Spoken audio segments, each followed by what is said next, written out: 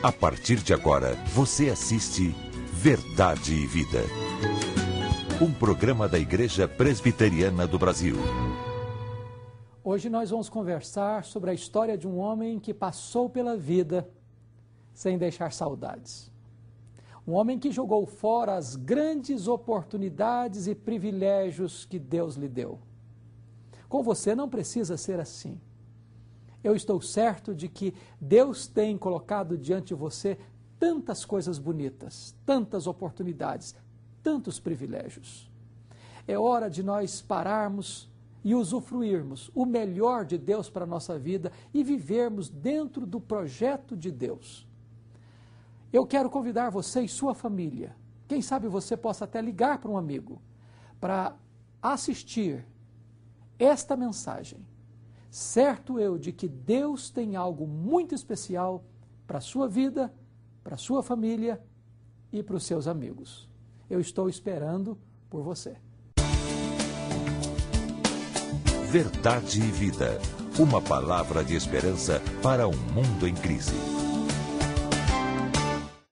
É com muita alegria que temos mais uma vez a presença do reverendo Alderi Souza de Matos, pastor presbiteriano e professor doutor do Centro de Pós-Graduação André Jumper da Universidade Presbiteriana Mackenzie. Seja bem-vindo mais uma vez no Verdade e Vida, reverendo. Muito obrigado.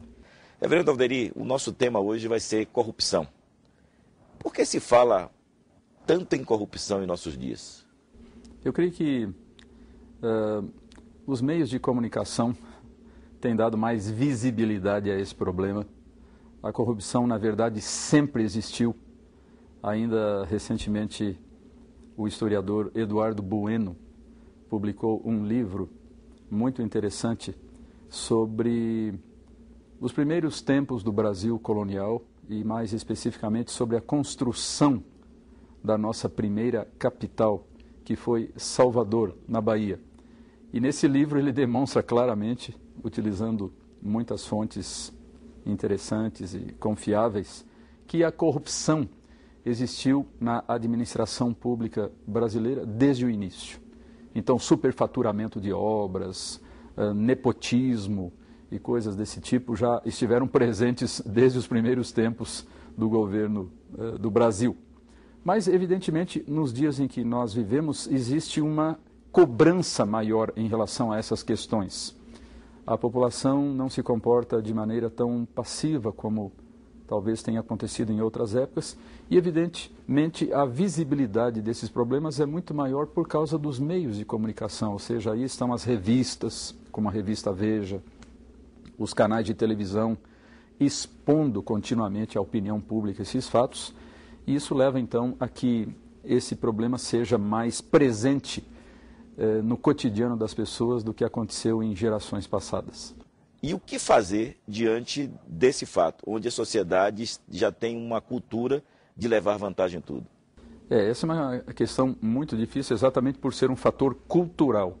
Ou seja, os traços culturais de um povo são aquelas características muito arraigadas, muito profundas, muito fortes, que caracterizam uma sociedade.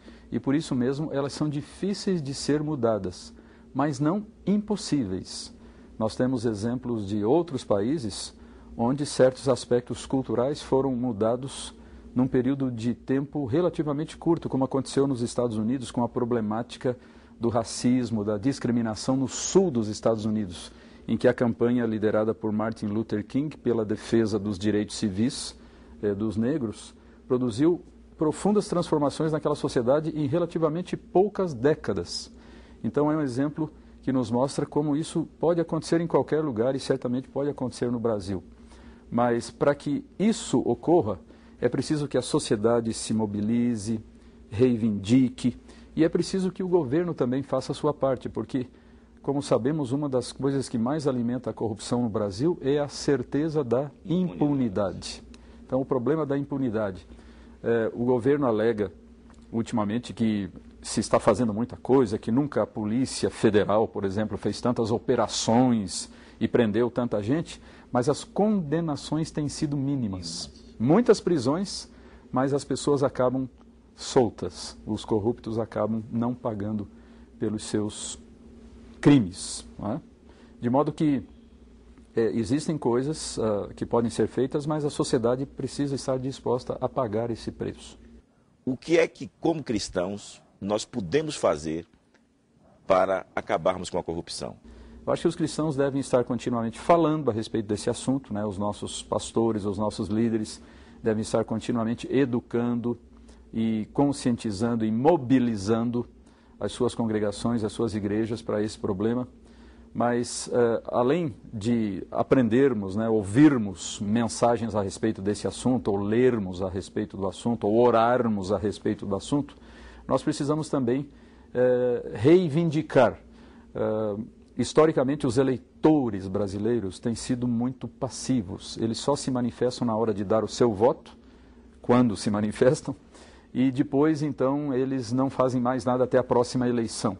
Então, é necessário que nós estejamos continuamente em contato com os nossos representantes, no âmbito municipal, estadual e nacional, reivindicando que se faça justiça e que haja um compromisso com a verdade no trato das coisas públicas. Então, havendo essa pressão por parte da opinião pública, então a tendência é de que as coisas melhorem. Então, nós esperamos que isso possa aumentar. A gente percebe que nos últimos anos tem havido um interesse maior por essas questões, mas esperamos que isso possa aumentar cada vez mais e produzir os frutos que todos nós desejamos. Muito obrigado, reverendo Alderi, pela sua presença mais uma vez no Verdade e Vida. E nós, certamente, esse é um tema relevante e voltaremos em outra oportunidade. E vamos ouvir essa música e voltarmos com a mensagem da Palavra de Deus com o reverendo Hernandes Dias Lopes. Verdade e Vida. A Palavra de Cristo para uma vida melhor.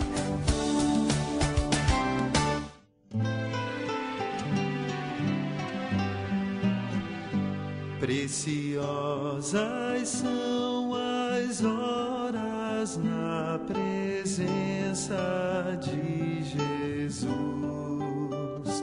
comunhão deliciosa de minha alma com a luz, os cuidados deste mundo não me podem pois é Ele meu abrigo quando o tentador vier, quando o tentador vier.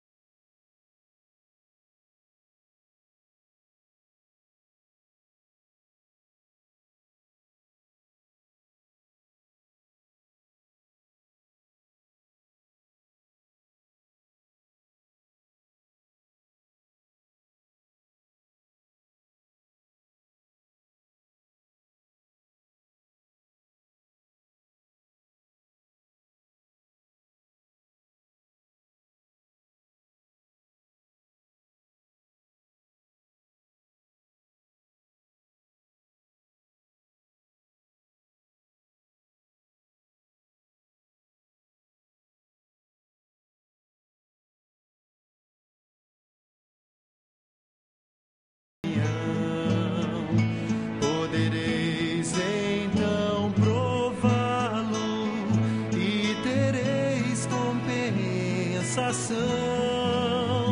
Procurai estar sozinhos em conversa com Jesus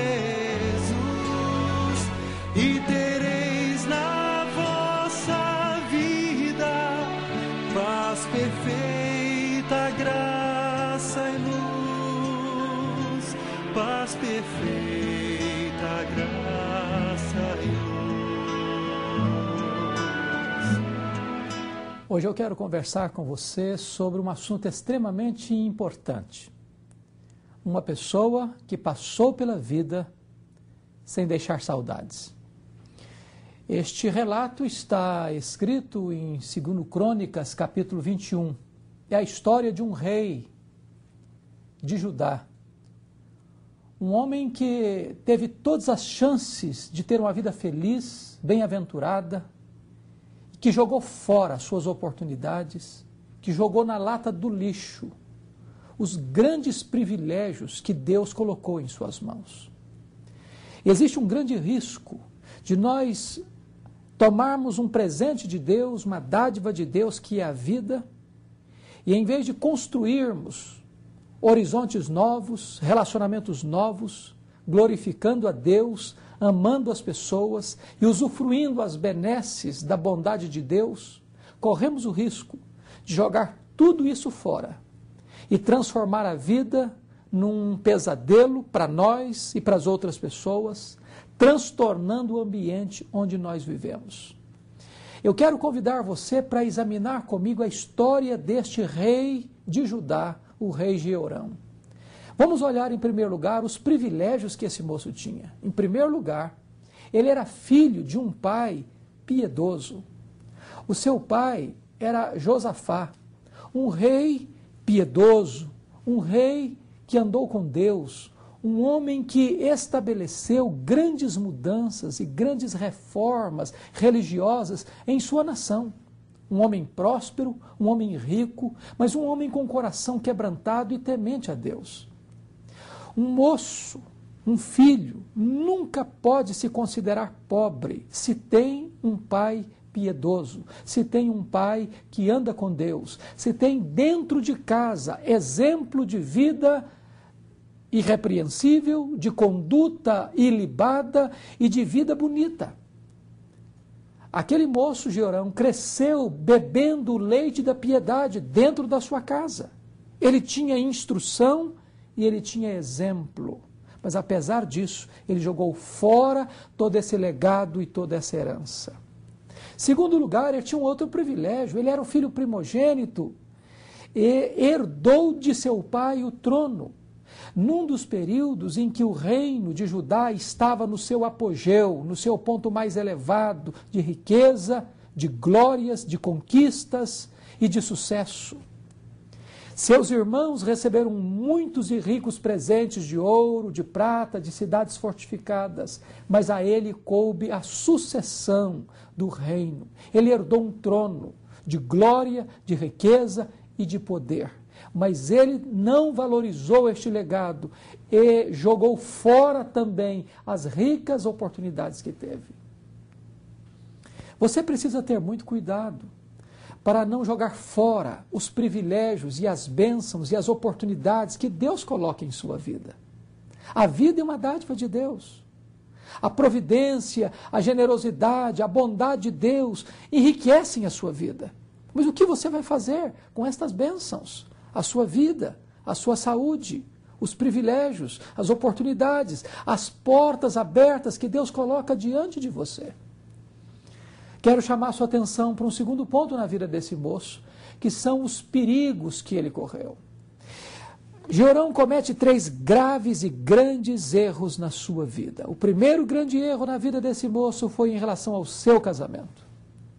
Ele casou-se adolescente ainda com a filha de Acabe e Jezabel. Sua mulher chamava-se Atalia. Aquele foi um casamento por interesse, foi um casamento político, foi um casamento arranjado para manter a pompa, para manter o status, para manter o poder.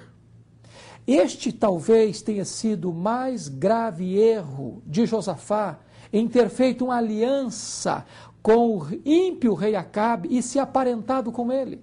Talvez numa visita de diplomacia, de palácio em palácio, trocando favores entre 2 monarcas, eles começaram a perceber que um tinha um filho, outro tinha uma filha, e aí costura-se uma relação perigosa de um casamento que vai ser uma tragédia, não só para a família, mas para toda a nação. Você, moço, você, moça, tem que ter muito cuidado com quem você se envolve emocionalmente. O casamento é uma bênção, o casamento é uma instituição divina, mas um casamento errado é uma grande tragédia na vida de uma pessoa, que vai reverberar em consequências desastrosas para toda a família.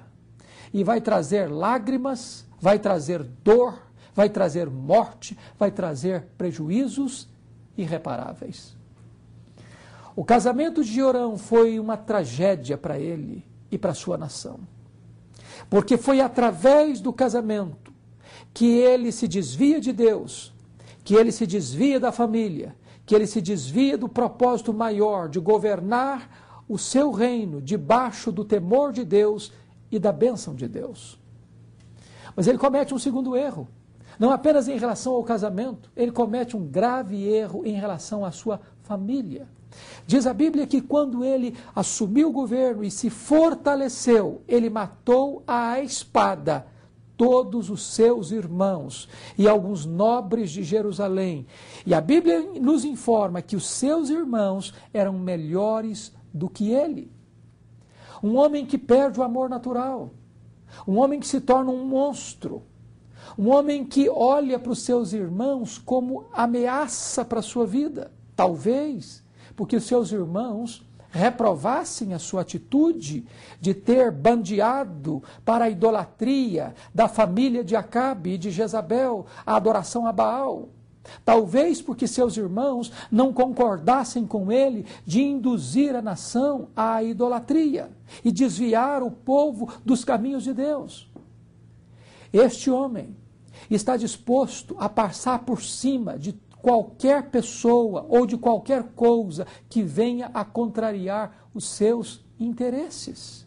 Ele perdeu o temor de Deus e ele perdeu o amor ao próximo e ele se bestializou, tornando-se um monstro assassino da sua própria família. Quantas pessoas que na trajetória da vida tomam decisões erradas e se transformam em pessoas truculentas, sanguinárias, perversas, sem amor próprio, sem amor familiar, sem temor de Deus, e vão cometer as maiores atrocidades e as maiores torpezas, porque jogam fora os grandes privilégios e as grandes bênçãos que Deus lhes dá. Mas Jorão comete um terceiro gravíssimo erro. Ele não só errou em relação ao seu casamento, ele não apenas errou em relação à sua família, mas ele errou gravemente em relação a Deus. O texto nos informa que ele deixou o caminho de Josafá, seu pai, de Asa, seu avô, em andar com Deus, e começou a seguir pelos caminhos dos reis de Israel, o caminho de Acabe, ou seja, a idolatria, de andar servindo a outros deuses, de se curvar diante de Baal e não diante do Deus vivo, criador e mantenedor da vida. Mas não apenas ele se desviou, nos informa o texto que ele induziu a sua nação para a idolatria.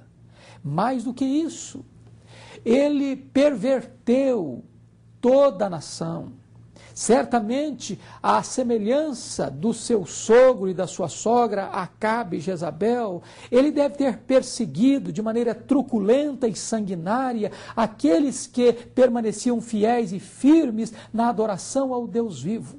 Ele tornou-se um apóstata e ele tornou-se um perseguidor implacável daqueles que andavam com Deus. Que coisa triste!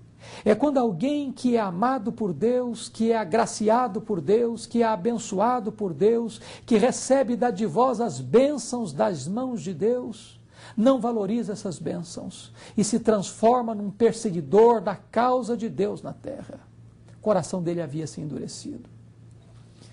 E aí este homem vai sofrer as consequências. Porque a Bíblia diz que o que o homem planta, ele colhe. Aquele que semeia vento, colhe tempestade. De Deus não se zomba. E aquele que luta contra Deus vai ter que ser esmagado debaixo de uma pedra. Vai tornar-se pó, porque Deus é um fogo consumidor. De Deus não se zomba, diz a Escritura, porque aquilo que o homem semear, isso ele ceifará. Quais foram as consequências? Quais foram as penalidades que esse rei sofreu? Em primeiro lugar, ele perdeu o seu reino.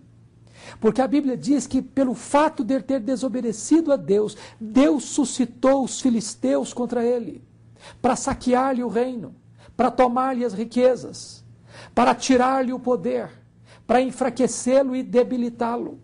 Na verdade, não foram os filisteus que guerrearam contra ele, foi o próprio Deus quem trouxe os filisteus contra ele, como vara da sua disciplina.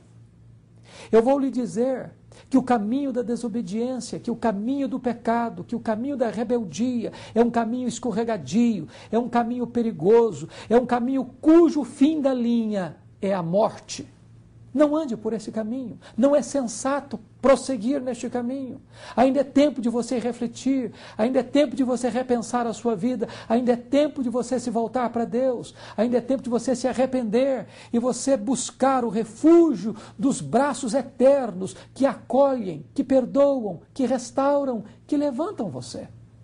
Mas esse rei teve uma segunda perda. Ele não perdeu apenas o seu reino, ele perdeu a sua família. Os filisteus vieram, não apenas saquear os seus bens e tomar o seu reino, mas os filisteus vieram e levaram embora as suas mulheres, os seus filhos e as suas filhas. Ele perdeu toda a sua família.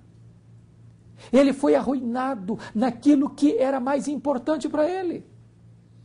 Eu vou lhe dizer uma coisa: quando o homem se desvia de Deus, quando o homem começa a viver na contramão da vontade de Deus, ele expõe a sua vida nas mãos daquele que verdadeiramente é o destruidor, é o assassino, é o ladrão. A Bíblia diz que o diabo veio para roubar, matar e destruir, e quem segue as suas pegadas acaba sendo tem tirado de si aquilo que ele mais deseja, aquilo que ele mais ama na vida, a sua própria família. Jeorão perdeu a sua família. Mas em terceiro lugar, Jeorão perde também a sua vida. Diz a Bíblia que o profeta Elias manda uma carta para esse rei e disse: olha, porque você abandonou a Deus, Deus vai tirar o seu reino, Deus vai tirar a sua família e Deus vai tirar a sua vida. E a Bíblia diz que Deus botou uma enfermidade em Jeorão, terrível, de dores lancinantes. E de repente as suas entranhas começaram a adoecer, começaram a se inflamar, começaram a apodrecer. E diz a Bíblia que depois de 2 anos, os intestinos deste homem vazaram. Este homem teve todo o seu ventre exposto à luz do sol. E ele morreu com dores lancinantes, com agonias desesperadoras. Deus pesou a mão sobre ele. E ele perdeu a saúde, e ele perdeu a própria vida. Porque não se arrependeu. Porque não se humilhou, porque não se quebrantou, porque chegou ao fim da linha com o seu coração duro, com a sua alma fechada, com o seu coração indisposto a receber a generosa graça e a grande misericórdia de Deus. Mas finalmente, esse homem perde a popularidade. É o único homem que a Bíblia registra que foi de si sem deixar saudades. No dia que este homem morreu, não houve pranto, não houve luto, não houve tristeza, não houve lamento. A morte dele, na verdade, foi um grande alívio. Ele foi embora sem deixar riqueza, sem deixar família, sem deixar o trono para alguém da sua própria família, propriamente dito. E ele foi embora sem deixar nenhuma saudade. E diz a Escritura que esse homem, mais do que isso, perde a sua própria alma. Muitos homens maus e perversos tiveram tempo de se arrepender. Saulo de Tarso perseguiu a igreja, mas foi convertido ao Senhor Jesus. Manassés foi um rei feiticeiro, sanguinário, truculento, mas quando Deus o humilhou, ele se arrependeu e se voltou para Deus e pediu misericórdia, e Deus o perdoou, Deus o salvou e Deus o restaurou ao trono. Mas este homem morre sem se arrepender, ele morre sem se voltar para Deus e ele vai embora, perdendo todas as chances e oportunidades da sua vida. Você hoje pode aproveitar as oportunidades. Você está vivo. Deus ama você. Você está escutando esta palavra da parte de Deus. Se você está ouvindo esta voz de Deus, não endureça o seu coração. Hoje é dia de salvação, hoje é dia de oportunidade. Hoje Deus chama você, hoje as portas da graça estão abertas para você. Hoje Jesus convida você, vinde a mim, você que está cansado e sobrecarregado, e eu aliviarei você. Deus é rico em perdoar, Deus é grande em misericórdia, e Deus pode cancelar o seu passado, Deus pode apagar os seus pecados, Deus pode perdoar os seus pecados e dar a você a vida eterna. Este é o grande momento da sua vida, este é o tempo da sua decisão. Volte-se para Deus e Ele terá misericórdia de você e dará a você perdão, dará a você alegria, dará a você salvação, dará a você a vida eterna. Nesse momento, onde você está, curva a sua fronte, fale com Deus, coloque a sua vida nas mãos de Deus. Fala para Deus que você quer voltar-se para Ele e um tempo novo vai surgir na sua vida. O seu nome será escrito no livro da vida. Deus, o Espírito Santo, vai selar você para a salvação e você vai andar em novidade de vida como um filho de Deus, membro da família de Deus, desfrutando das grandes venturas da salvação de Deus. Deus abençoe você, em nome de Jesus. Verdade e Vida, mostrando o caminho do perdão e da vida eterna. Eu sou o caminho, e a verdade e a vida. Ninguém vem ao Pai senão por mim. Passou pela vida sem deixar saudades. O exemplo de Jorão, que não aproveitou as oportunidades.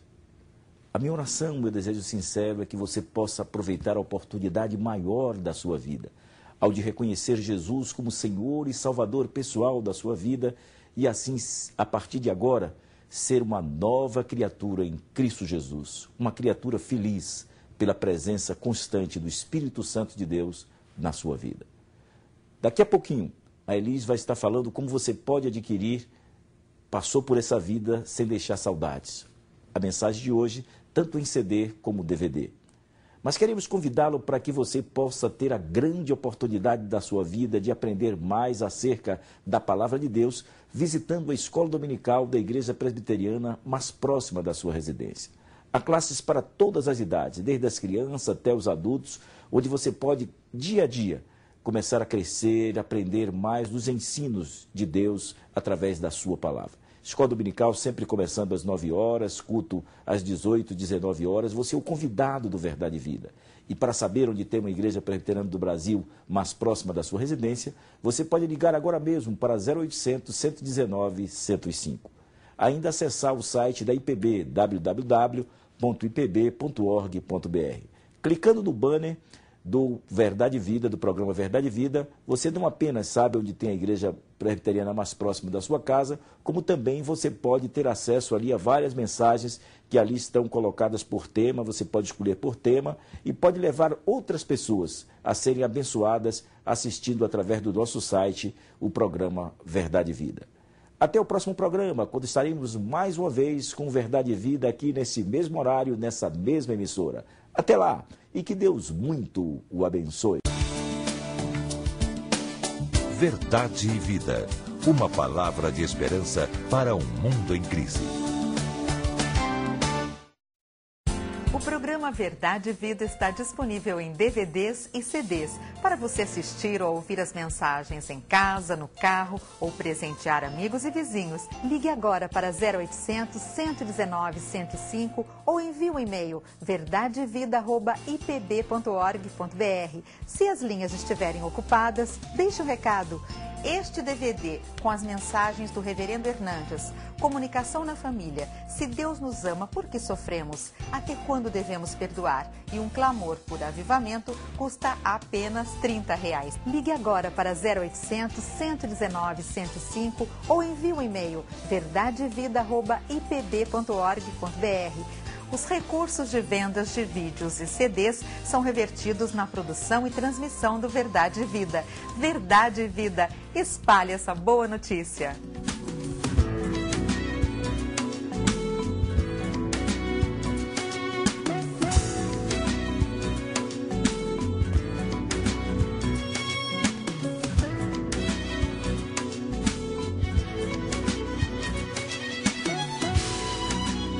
Verdade e Vida. Um programa da Igreja Presbiteriana do Brasil.